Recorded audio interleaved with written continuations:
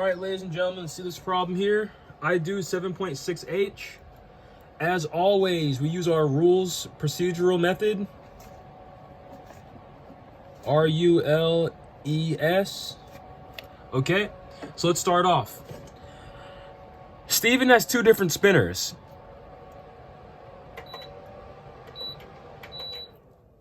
Steven has two different spinners. He spun each spinner several times and recorded the results in the tables below. Spin 1 is on the left and spin 2 is on the right. Okay? Based on these results, if Steven spins each spinner 60 times, which statement is true? A. Spinner 1 would land on orange 6 more times than spinner 2 would land on purple. B. Spinner 1 would land on orange the same number of times as spinner 2 would land on purple. C. Spinner 1 would land on orange half as many times as spinner 2 would land on purple. D.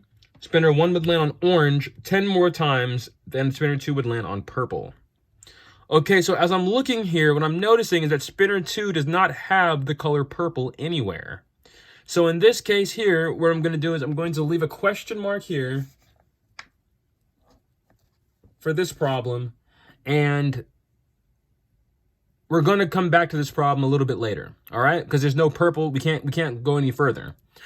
But we'll do the procedural standards, okay? So we read the problem, we'll cross off the R, we'll underline the question. Based on these results, if Steven spins the spinner 60 times, which statement is true? Okay, so we did that. We'll label and annotate by circling all numbers or ovaling around all numbers and then boxing all keywords. Okay, so each spinner means to multiply. All right, he has two different spinners. Okay, the colors that we have here, there doesn't seem to be a purple. So there's no purple here, so that's key information that we're missing. We didn't know which one of these is supposed to be purple.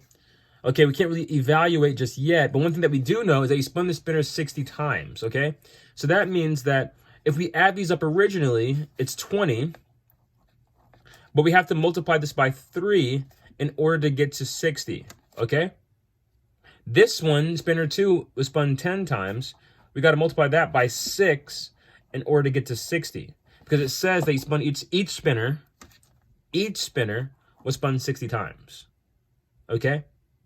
So we have to multiply everything inside of here by 3.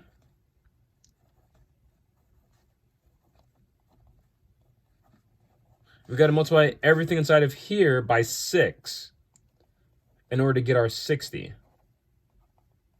All right, so we're left with, this will become 12, 12, 6, 30. This will become 24, 12, 6, and 18.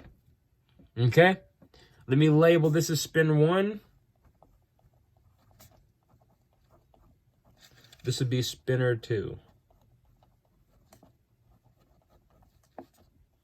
All right, so we've evaluated, but we cannot select the correct answer yet because we don't know where purple is, because it's asking us for purple, a key word for the color.